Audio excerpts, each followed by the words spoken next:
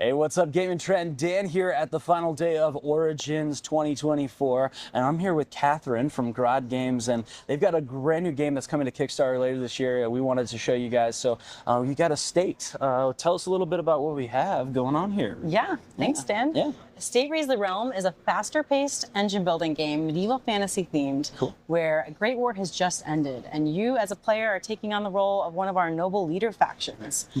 Each leader is asynchronous in terms of their engine, and they all have their own special ability, as well as a unique starting build to start that engine going. During the game, we go through 5 eras of time. Players are going to take turn each era, taking different actions within their estate, and when you play an estate card, based on the card type, it's going to bump up your engine track, making those other worker actions more powerful. Very cool.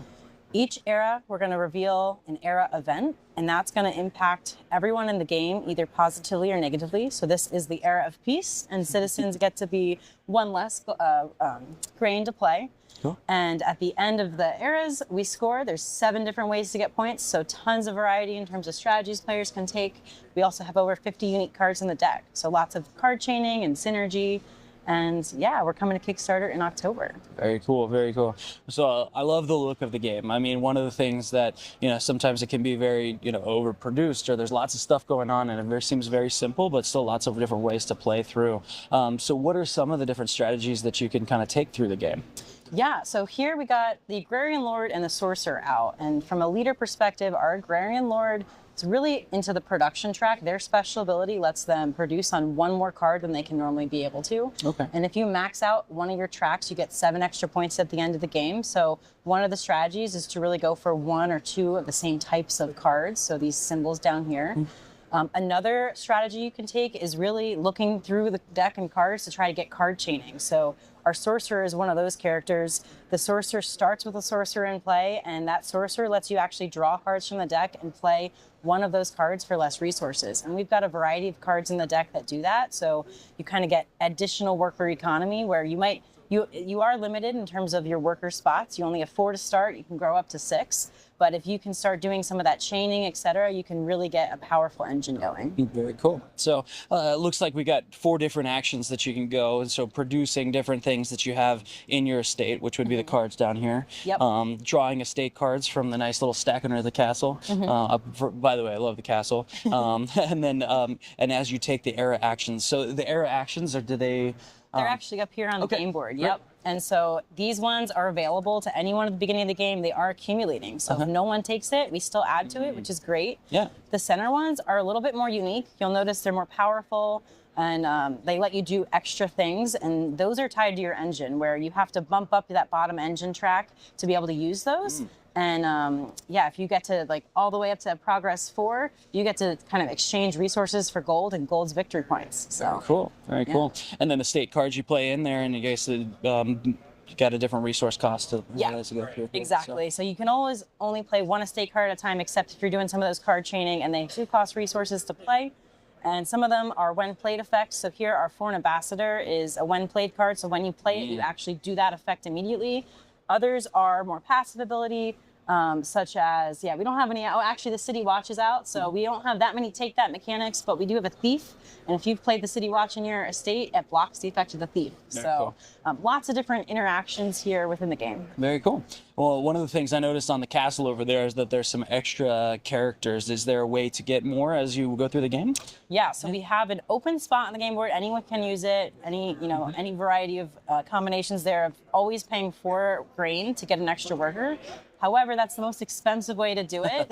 There's 2 cards in the deck that get you an extra worker, an apprentice's quarter and a guild hall, as well as we have a day labor, which is a temporary worker. So if you produce on that, you get a temporary worker, and most times people produce on that card every era because it's really powerful. Very cool. And the last thing I've got a question about, this little secret objective that you put down here. So something that we're working towards? Yes. So everyone gets a 2 secret objectives to start. You get to choose, and you've got to keep it secret, keep it safe. Okay. But it's one of the 7 ways to get victory points. We also have public objectives on these era events that we compete for. And if you win, you get 6 victory points. And there's some catch-up mechanics there for if you get 2nd or 3rd, where you get to draw some cards and get some resources. Yeah. Very cool. Very cool. So you said this was a kind of a quicker game.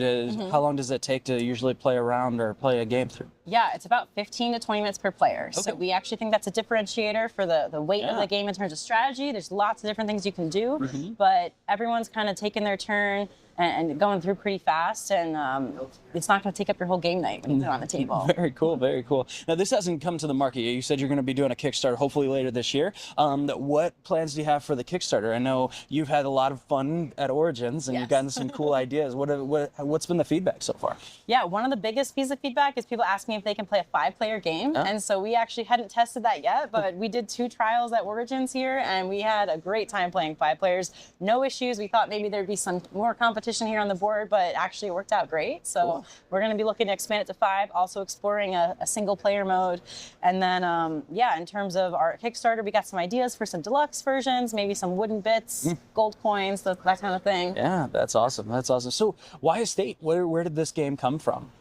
Yeah, so this is our first game in the world of Estate. We kind of had this vision to create a universe where we can build a couple games in it. So Estate Raise the Realm thematically is taking place after Great War has ended. And so you as a leader are really working to build up that estate in this new kind of era of time. But there's a couple other games we have where maybe you use the same leaders, but it's more of a drafting style, etc. And we have an idea for a book that kind of sets up that kind of backstory of what happened. Why did the Great War take place? Well, I love the bones of the game because I feel like, expanding it or, going and exploring different aspects of the world, when you have asymmetric leaders, it's really nice to kind of add some new ones in or, add some objectives or even a little, some different actions. So I think there's some great bones here, and I'm really excited to get to play this one. I've been trying to get around to see you guys at the whole conference, but I really want to play this stuff. So, and so if they want to find out more information about Estate, what's the best way to get in contact with you guys? Yeah, so we have a website. It's called grodgames.com, and on there we got a page that talks all about the game. We got an email list you can sign up for, and we also do virtual games all the time where we have a virtual environment it's free to play in, and that's kind of the best way to check us out. We got an Instagram too that you can see some of the behind the scenes creator updates and all that. Nice. Well, this is a beautiful game, and congratulations on the first design. I hope everything goes well for you. And if you're interested in finding out more about Estate, check out grodgames.com, and then make sure you stick to Gamingtrend for all of your gaming news, reviews, previews. Check out the podcast, and we will see you soon. Thanks, Catherine. Awesome. Thank you so much. Bye.